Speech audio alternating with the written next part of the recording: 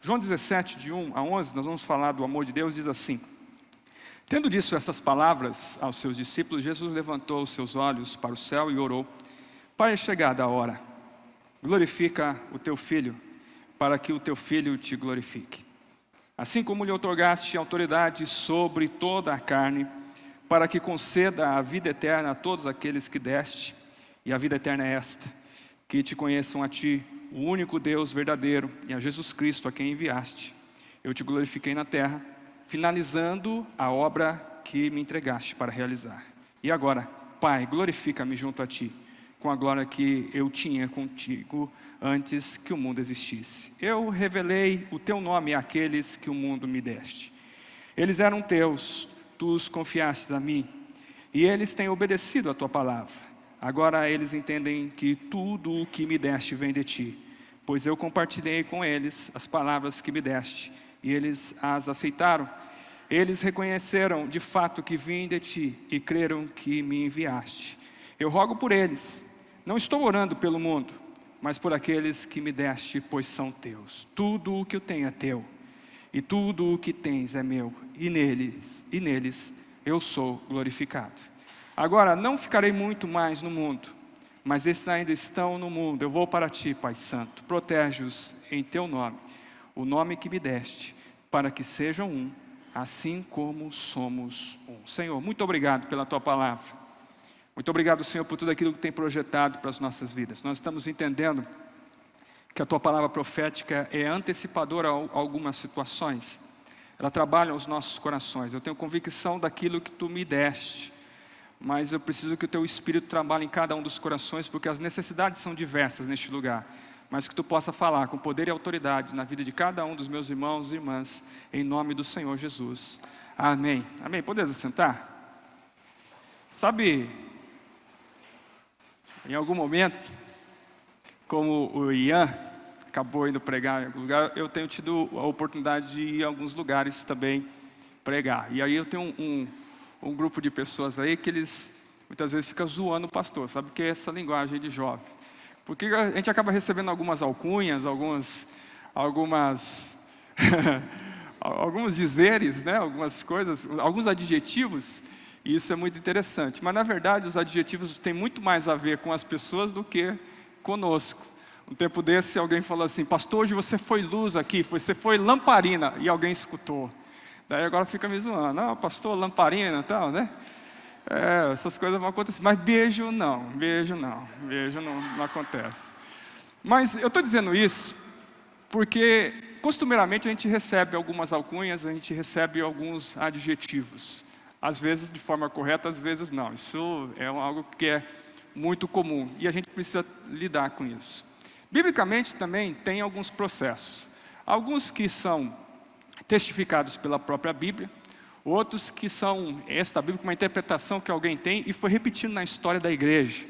E aí isso vai sendo cada vez mais disseminado. Por exemplo, nós entendemos que quando fala de Jó, o que você pensa? A paciência de Jó. Daí você vai ler o texto bíblico de Jó, você vê que não tem nada de paciência ali, porque em alguns momentos até a morte ele pediu, mas tem muito mais a ver com o processo, tem muito mais a ver com fé do que qualquer outra coisa. Mas tem alguns também, focando no Antigo Testamento, que eles já se justificam. Por exemplo, Abraão é reconhecido como o pai da fé. E Hebreus levanta Abraão como esse referencial de fé. Então, combina. Os discípulos de Jesus também têm alguma coisa muito parecida em relação a isso. Por exemplo, Tomé é reconhecido pela sua incredulidade. Eu pergunto para você: Tomé foi incrédulo? Em algum momento, como todos os outros discípulos foram.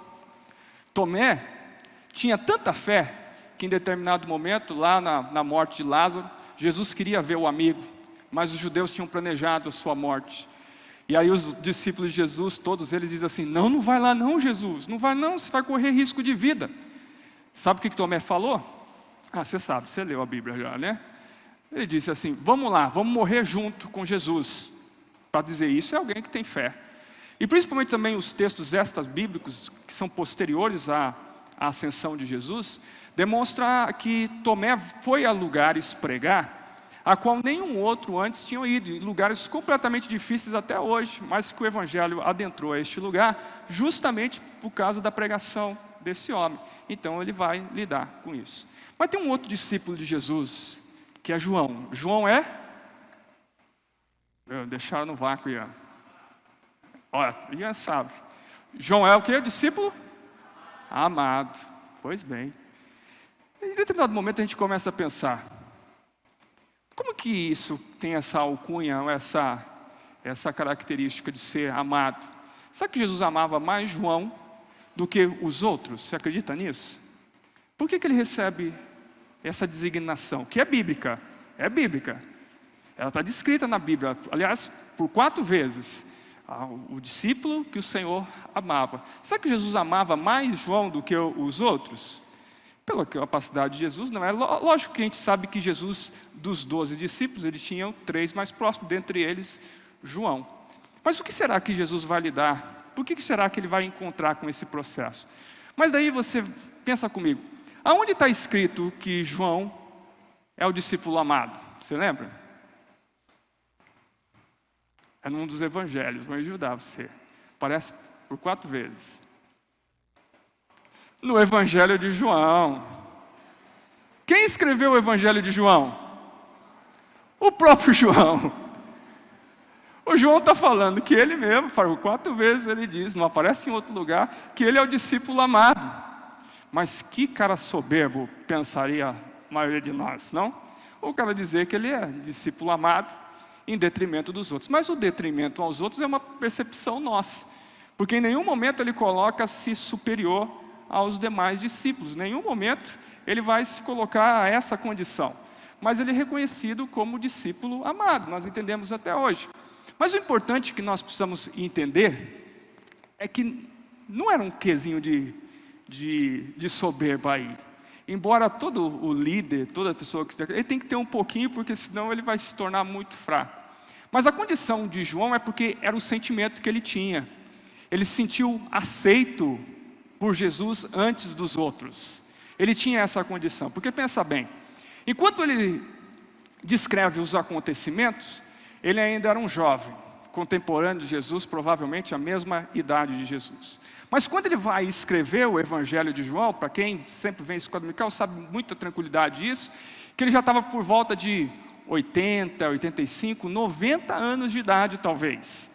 Então ele já não está mais nessa sensibilidade toda, embora dizem que da personalidade de João é um cara sensível, ele está muito focado a todos esses aspectos, ele muitas vezes oscila na sua forma, mas agora ele já está com 90 anos quando ele vai descrever, então ele já tem a experiência suficiente, ele já está desapegado desse mimimi, dessa necessidade de aparecer, mas ele quer justificar, e ele justifica porque ele entende aquilo que Jesus Cristo fez.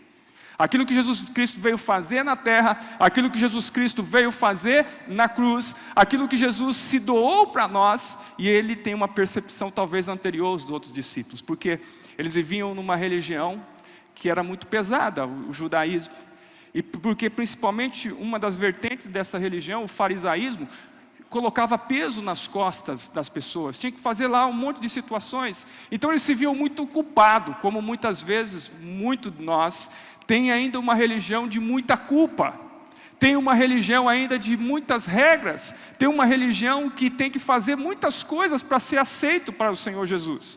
Mas João não tem esse problema, ele já se entende, eu sou discípulo amado. Os outros podem ser também, mas eu estou me sentindo aceito pelo Senhor. Sabe o grande problema dos nossos dias, falando do aspecto da religiosidade, nós entendemos que nós somos aceitos pelo Senhor. Eu não estou falando de conceito, porque conceitualmente, até quem nunca leu a Bíblia sabe do amor de Deus. Eu estou falando de sentir-se aceito, de sentir-se próximo de Deus, de sentir-se uma ligação com Deus. John Stott, um dos escritores mais renomados que a história já teve, do cristianismo recente, ele vai falar aqui do capítulo 13 de João até o capítulo 17, é como se fosse a representação do próprio tabernáculo, ou seja, no capítulo 13 você entra pelos átrios, e você vai aprofundando até chegar no santíssimo lugar, o lugar da revelação, que é o capítulo de número 17, ele vai entender esse processo. E o Santíssimo Lugar é o lugar daqueles que percebem a revelação de Deus, que sente a presença de Deus e sente o renovar da presença do Senhor. E isso não é intelectual, isso não é racional. Isso sobrevém quando espiritualmente nós entregamos e entendemos o amor de Deus sobre nós. E por entender esse amor de Deus, João começa a falar sobre a oração sacerdotal de Jesus. Você vê que ela não aparece em nenhum outro dos evangelhos. Isso é porque João tinha uma intimidade. E João consegue transcrever uma oração que provavelmente ele ouviu. Ele entendeu isso. E essa proximidade faz ele experienciar isso. E é interessante que essa oração começa com uma fala em aramaico, né, que vai se redundar em outro momento, que era o tetelestai, que quer dizer, está consumado. Tudo aquilo que tinha que ser feito, foi finalizado. Tudo aquilo que era necessário em Cristo Jesus se cumpriu. E naquele momento ele estava consagrando o seu ministério, porque ele saberia que ia passar por morte de cruz. E ali naquele momento estava resolvido. Eu tenho insistido com você que tudo aquilo que Jesus precisava fazer pela tua vida, Ele já fez. E basta apenas nós nos posicionarmos diante do Senhor. Mas essa ainda é uma dificuldade, porque nós carregamos ainda muito peso sobre as nossas costas. Mas na oração sacerdotal, Jesus se coloca diante de Deus, para que se cumprisse todas as coisas, para a bênção de cada uma das nossas vidas. O sacerdote era aquele que tinha a responsabilidade de levar o povo a Deus. O profeta levava a voz de Deus ao povo, mas o sacerdote levava, ao contrário, o povo a Deus. E era necessário fazer sacrifício até aquele momento. Ritualisticamente era isso que acontecia. Mas nesse momento agora Jesus substitui isso e definitivamente ele se torna o sumo sacerdote, mas ele paga o preço do sacrifício, e ele próprio, ele se dá por nós. Ninguém o levou à cruz, ninguém o colocou na cruz, a não ser nós pelos nossos pecados, mas ele se doou para que nós tivéssemos vida eterna. E ele começa a dizer algumas coisas a esse respeito, quando ele fala, olha, algumas coisas foram conquistadas. E eu quero chamar a atenção para você de algumas coisas que estão nesse texto, que foram conquistados para a sua vida. E a primeira coisa é que Deus nos concedeu vida eterna. Se você entendesse isso, você tinha dado um glória a Deus tão grande, que Jesus deu vida eterna para você. Porque eu não sei se você sabe que você não merece. Aliás, você merece morte eterna como eu também mereço. Nós não estamos aqui na igreja porque nós somos melhores. Nós estamos aqui na igreja porque nós entendemos a nossa necessidade do Senhor. Nós não somos melhores do que ninguém. Mas Jesus concedeu vida eterna. Mas é interessante, e esse primeiro e último ponto eu quero destacar um pouquinho mais, porque ele conceitua o que é a vida eterna. Ele diz que vida eterna é conhecer a Deus. Quando começa a vida eterna, meu irmão, minha irmã? Quando morrer? Tem muita gente, quando eu chegar lá no Senhor, A vida eterna começou no momento que você aceitou o Senhor como Senhor e Salvador da sua vida. Então significa que o meu relacionamento de eternidade é agora. Nós que nos equivocamos vivendo aqui como se nós fôssemos dominados ainda, escravos do mundo. Mas nós precisamos ter um relacionamento com Deus como aqueles que têm vida eterna. O problema é que se isso é uma verdade, é o texto bíblico que diz, fica muito claro saber se nós vamos ou não vamos para o céu. É se eu tenho conhecido a Deus. Você tem conhecido o Senhor? Você tem conhecido a Deus? Eu vou usar aqui uma coisa. Eu vou usar a minha vida. Eu não conheço outra vida, eu sei que tem pessoas novas, eu preciso dizer isso. Eu não conheço outra vida que não seja a vida de igreja. Meu pai e minha mãe se converteram quando eu tinha provavelmente 3, 4 anos de idade. Eu não me lembro, não me recordo absolutamente nada antes desse tempo, graças a Deus por isso. Então, tudo que eu me lembro é igreja, é Deus. Vivi essa vida toda de Deus. Em dezembro agora, eu vou completar 14 anos de pastor. Não parece, né? Parece que comecei com 5 anos de pastor. 14 anos de pastor. Eu fiz 5 anos de faculdade. Agora, essa semana eu posso dizer, eu tenho uma pós-graduação agora. Olha que maravilha, hoje eu posso dizer isso. Só que eu sou levado a entender que eu não conheço Deus plenamente ainda. Eu estou conhecendo a Deus. Porque Deus não se conhece filosoficamente. Deus não se conhece apenas por estudos. Deus se conhece por relacionamentos. E eu preciso confessar que em algum momento eu chego na compreensão que eu preciso pegar minha teologia, colocar no bolso e rever alguns conceitos. E entender a direção que Deus tem me dado. E entender a revelação que Deus tem nos levado a entender. Você tem ouvido Deus falar? Você tem sentido a presença de Deus constantemente? Você tem sentido Deus direcionar a sua vida? Porque conhecer a Deus passa do pressuposto de relacionamento. E relacionamento vai nos levando a um processo de intimidade. Quanto mais eu me relaciono, mais eu tenho intimidade. Quanto mais eu me relaciono e gosto de ter essa intimidade, eu vou procurando coisas maiores da presença de Deus. E o problema é que muitas vezes que os crentes de hoje, eles colocam, não, eu já tive a minha experiência com Deus. Se você já teve a sua experiência com Deus, joga ela fora e procura coisas novas de Deus, porque nós vivemos um Deus de novidade de vida. Então eu preciso entender isso. Mas a grande questão é o quanto tempo você ainda vai levar para entender que um relacionamento com Deus, que um aspecto religioso, não é cumprimento de regras, não é querendo ser bom, até porque a gente não vai conseguir, mas é sentir Deus, viver Deus, relacionar com Deus. Aquilo que você investe, o teu cartão de crédito demonstra muito do teu caráter em relação a Deus. Aquilo que você investe o seu tempo, aquilo que você investe o seu talento, revela muito do teu caráter para com Deus. Eu preciso desejar mais Deus. Eu preciso viver mais com Deus. Mas há outras coisas aqui que eu preciso ser mais rápido por causa do tempo. Que são, por exemplo, a revelação que vem de Deus no versículo 6. E é interessante que o véu foi rasgado. E o lugar do encontro, da revelação de Deus está sobre nós. Então Deus tem te dado revelação, meu irmão. Revelação não é para alguns profetas, revelação é para a tua vida. Revelação não vem só de um pastor, mas revelação é aquilo que Deus dá para você falar, abençoando a vida de alguém. Revelação é aquilo que o Senhor nos orienta, que parece assim que a nossa mente não compreendeu, mas nós fazemos porque Deus nos orienta a isso, nos orienta a este toque, nos lida com este toque. Mas também tem uma coisa, lá no versículo 10, e repete no versículo de número 22, que nós não chegamos a ler. Deus nos permite ter contato com a sua glória. Tem gente que ainda vive do Antigo Testamento, porque no Antigo Testamento o contato com a glória de Deus fazia o quê? Fulminava, matava, fazia churrasquinho. Mas quando o véu é rasgado, agora a glória do Senhor é.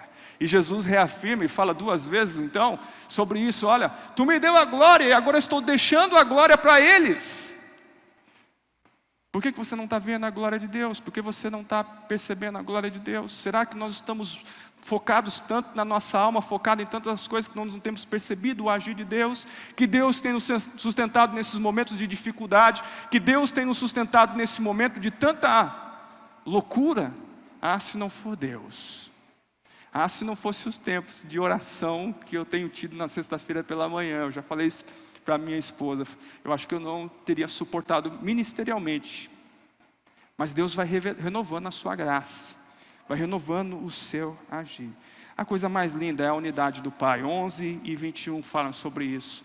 O Deus que quer unidade conosco. Deus podia nos rejeitar, porque o ser humano rejeitou Deus desde o princípio. Mas Ele procurou unidade conosco. E a ponto de Jesus falar assim, Senhor, faça-nos um. E essa inclusão está em relação ao ser humano. Porque Ele vai dizer assim, tu em mim, eu neles, para que eles possam também entre eles ser um. A presença de Deus em nós, a presença do Espírito em nós, é algo que muitas vezes nós colocamos como coisa tão fora, parece que é alguns que Deus dá, mas Deus dá essa revelação para cada uma das nossas vidas. Deus manifesta isso nos nossos corações, a sua presença e graça.